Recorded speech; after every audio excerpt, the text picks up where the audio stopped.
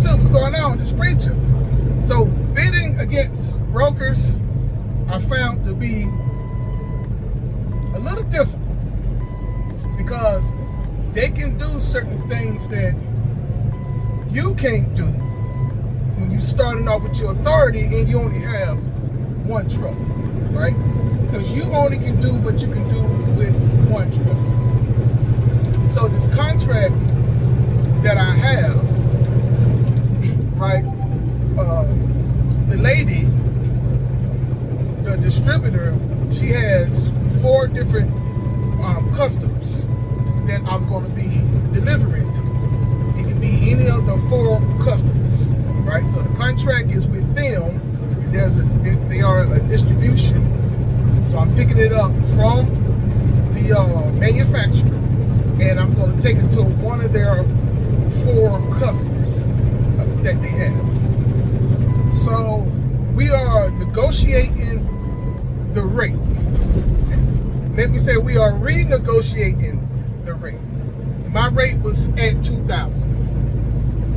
Come to find out that, okay, the brokers that she was using last year, I came in cheaper. So that's why we agreed to the $2,000. Once they found out that they wasn't going to get the one of the contracts, because I'm not the only carrier, but once they found out that they was going to be losing about 3 loads a week, they wanted to come back in the game. So now they underbid me. And she told me straight up, listen, the broker came in under what you was offering because they came down on what they was offering. Do you want to put in a new bid? So I was like, man, okay, I was at 2,000, right? So then I dropped down to 1,900. After I dropped down to 1,900, she was like, okay, I finna go back. Then she said, well, the broker came back and said that they was gonna match me at 1,900. So I'm like, wow, man. And then she said, if I'm gonna charge her the same thing that the brokers is gonna charge, she'd rather go with the broker because of flexibility, more flexibility. I only can do what I can do with one truck, but the broker can get other trucks involved. So she asked me, well, where I was from. Then I told her, I'm from Florida. I told her I stay in Port St. Lucie, Florida. And she told, oh, so you from around this area? I said, yeah, I grew up inside this area. I told her how my parents actually stay in the same city that where y'all from. So I grew up in this area, 18 years of my life, pretty much grew up inside this area. So we get to chatting and everything. She said, well, you come highly recommended. And I was like, well, I try to provide great service. I try to be courteous with everybody. She said, yeah, everybody said you're real nice. Everybody said you're courteous. They had enjoyed doing business with you. Mind you, I had this account 2.5 years ago.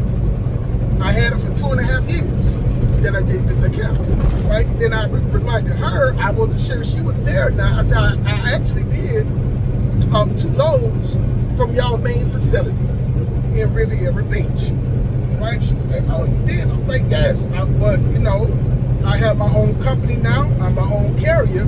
Before I was leased on to someone, and I was doing it, and they was able to do the contract that I had. So we just chatting up. She said, listen, she don't want to go back and forth between me and the brokers, because it was 2 brokers that was kept lowering their bids. She said, well, what's your best rate? And then I said, well, I can do it for $1,850. I said, because anything less than that, I might as well go ahead and continue to get other loads coming from that same area that goes back to Florida, paying around $1,750. And I'm I was like, because I'm saving you for having to pay the broker. She said, well, the broker just seems like they can feel like that they can. I said, yeah, because they're gonna charge the truck driver. They probably gonna charge the truck driver like $1,650, $1,600 to the load, and some that's gonna take it. Now it's only 624 miles.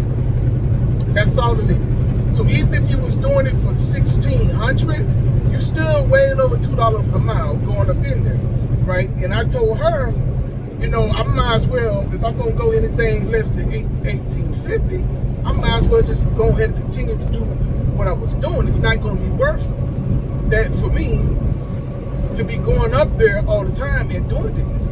And then like it's one load for 2 weeks, and after 2 weeks it goes to 2 loads. Shoulder closed was reported on a week. I-65. And then after Christmas it goes to 3 loads a week.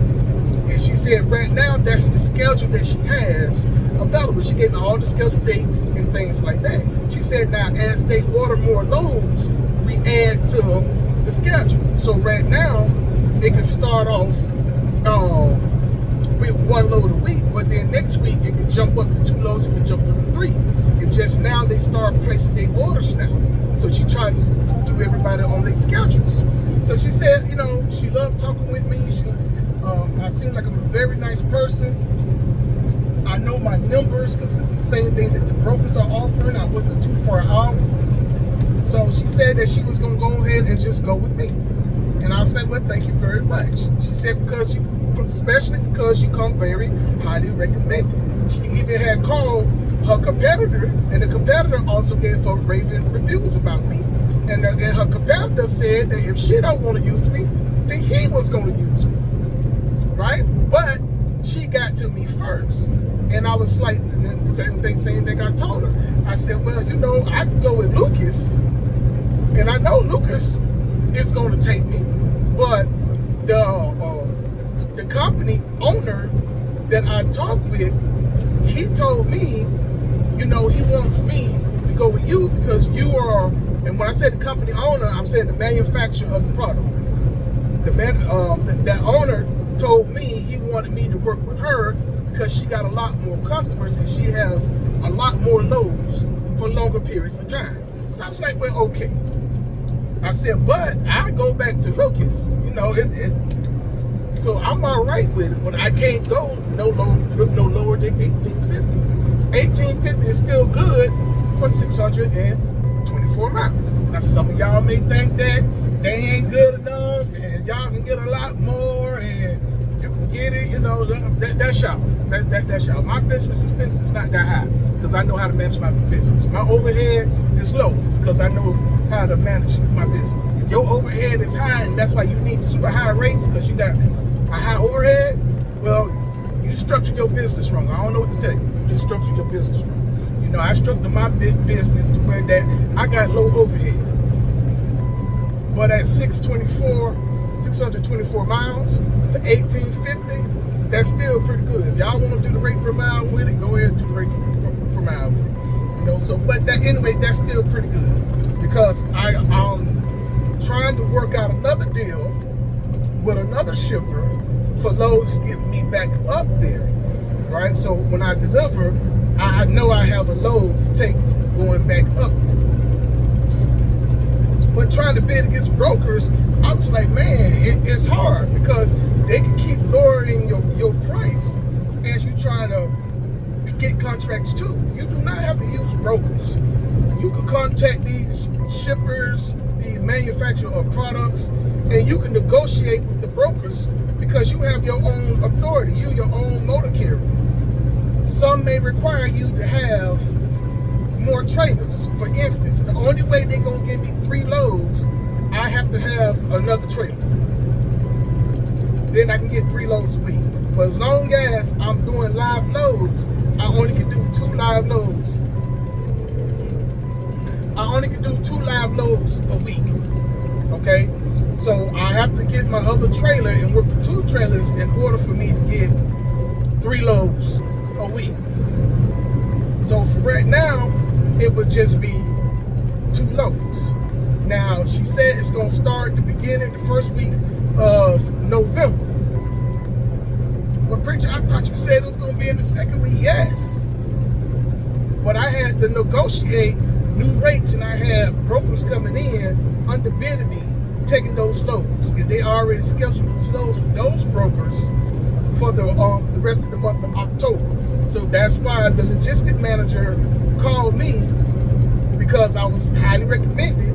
And she said at first she was going to use me as a backup option in case the brokers couldn't find somebody to come down. Then she'll call me up. And I said, well, that's not going to work for me, because that's when I told her I just work with Lucas. That's another warehouse manager that gets in the products, and he got 3 other locations that service his clients.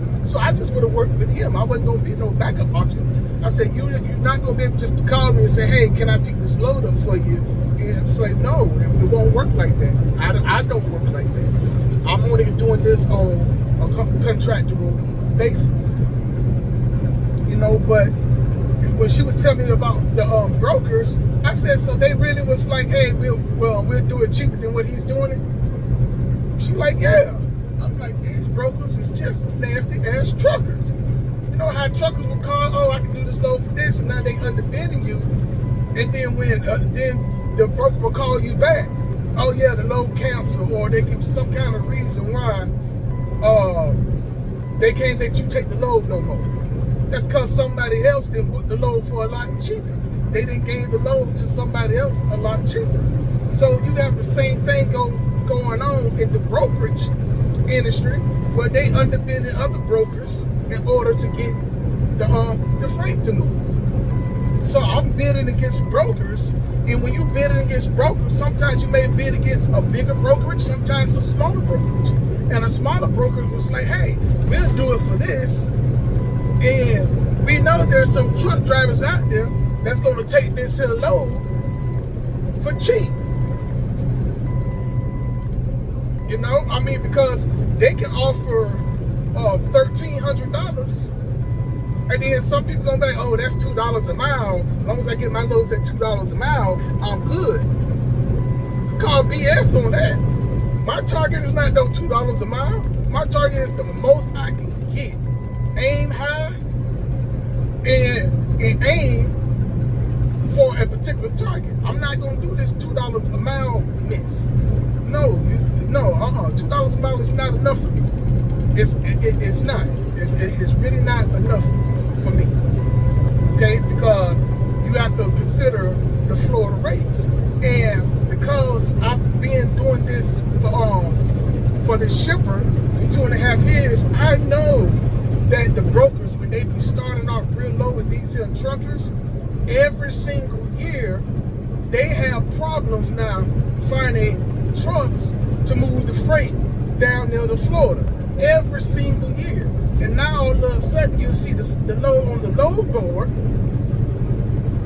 picking up where I pick up at, going down there, right? And now you'll see those loads for $2,200, $2,100. Now they give you everything that they got in the load they're gonna give you, because they need to keep their customer happy, because they told their customer they're gonna be able to move that load for them. That happened every year that I was doing this with them. Every single year. And when they do that, I always went back to them. I'm like, hey, I'm seeing these same loads on the load board for $2,100, $2,200. And y'all paying me this. I need more money. And then they wind up giving me more money for me to continue to do it. Because I was like, well, I just do it for the broker and get the broker to do it and give me more money. I thought I was trying to save you money by being a direct person. So every year I know these brokers, they always have problems with that. And I explained that to her when she was talking about the flexibility of it. I was telling her, I said, yeah, but every year the brokers always have problems, right? I said, then you don't get the loads delivered on time, right? She said, yeah. I said, I'm guaranteeing you I'm going to pick the load up on this Sunday and deliver it on this Sunday. I picked the load up on Monday, I delivered on Tuesday. I picked the load up on Wednesday, I delivered it on Thursday. When I get my other trailer, I pick the load up on Friday, I deliver it on Saturday. Construction was reported on I-65. You know, so I have to sell myself and sell my business and what I'm capable of to try to get this contract, because I'm negotiating against a broker, and the broker talking about their flexibility that they have. They got a lot of carriers that they work with. You know, they doing that whole particular spiel. Oh, I got trucks that I work with. I got this many trucks that I work with where I can do this in free. So it's a totally different ball game when you bidding against brokers compared to when you calling a broker and trying to get the load for the truck. Hey, you know, I got a good trailer. I got a newer truck. My truck don't have no issues. I make sure I got a great safety score. I didn't have 2 DOT inspections, level 1 inspections, no violations fine. I'm good to go. You know, you got to say all this stuff with the brokers to get the brokers to give you a little bit more money. But now when you're talking with these distributors and these shippers, it's a totally different conversation you got to have with them compared to the conversation that you have with brokers. Because now you're bidding against brokers. Like they said, well, if you're going to charge me the same thing that the brokers are charging me, I'd rather go with the brokers because of the flexibility in the times. My customer want their product there at 8 o'clock in the morning. They got a lot of other trucks they can pick up earlier, so that way they can deliver 8 o'clock in the morning. I don't have to worry about you because your time don't come back, and now you can't deliver to 12 or 1 o'clock because that's when your time came back so you could deliver the load. You hear all this kind of stuff with these with the shipper and the distributor because of what they customer, because they trying to get their customer what they want at the times that they want. That's what they're trying to do. So it's a totally different ball game when you got to bid against brokers compared to when you bid against truckers. I thank God that God saw fit and opened that door, so I was able to get the contract. Even if I'm starting off at $18.50, that still is a good rate, no matter how you look at it. Because even if I get a load coming out of Florida for $600 compared to that $18.50, that's $24.50 that I got for 1,240 miles. Now you see how that works? Because I got a good load coming down, even if I get a bad load coming up, I'm still at a good rate per mile doing this here load. So even if I have to start off at $600 for a load going back up, between the both of them, I'm still doing good. No matter how you slice it, I'm still doing good on the rate. I think that I put it at right at $2 a mile, right? So that's why everything can't be $2 a mile, $2 a mile, $2 a mile.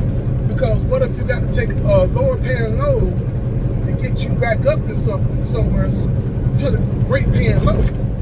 That's why I don't do my stuff by every single load. I do my average for the week. How many miles? What was my rate per mile for the week? Sometimes you got to take the smaller loads to get to the better paying load. But what does it average out at the week? All my bills I pay monthly. So if I pay my bills monthly, what I'm averaging for the month? I may have an off week, but how much did I offer? You know, how much did I make for the month? Now the only bill I do have that I pay weekly is my fuel bill. That's the only bill I pay weekly. Everything else I pay monthly. You know, so that's how most businesses operate, paying their bills monthly and things like that. And then the other great thing about it, because they sending the check directly to me, so they're gonna do an ACH transfer of the funds upon me delivery. So I get all that money straight to my bank account. I don't have to worry about any factoring company, any factoring fees, or anything like that. That money goes straight to me, which is a good thing, you know, because that's gonna save me on factoring costs. Even if my factoring is like at 3%, which it is, it's 3%, but still, you know, I get all that money coming to inside my bank account. So they said it takes like 2 days to get inside my bank account, which is fine. So yeah, man, it's a different ball game when you got to bid against brokers compared to bidding against truckers. Totally different. Totally different ball game, man. So keep your head up. Don't be scared to get out there. You gotta walk by faith and walk not by sight. It's not how you see in the situation, but you believe in what your situation is going to be when you're going throughout this whole thing. You can't look at what other truckers is doing or not doing and comparing yourself to them, because you're not them. Your situation is totally different than their situation. Your beliefs is totally different than their beliefs. The areas that you want to run is totally different from the areas that they want to run. They may have bad money management skills. You may have good money management skills. Your household bills or your overhead may be lower than what their overhead is. You never know. So, you can't always compare yourself to someone else. You got to find out for yourself, but get us enough information as possible to be able to make that educated decision. And I always tell people, hey, check out your market. What market do you want to run? Do that market analysis. So when you're developing your business plan and you're doing your market analysis, see if the numbers is going to work. And if they're not going to work, who is this? All right, y'all. I'll holler at y'all later.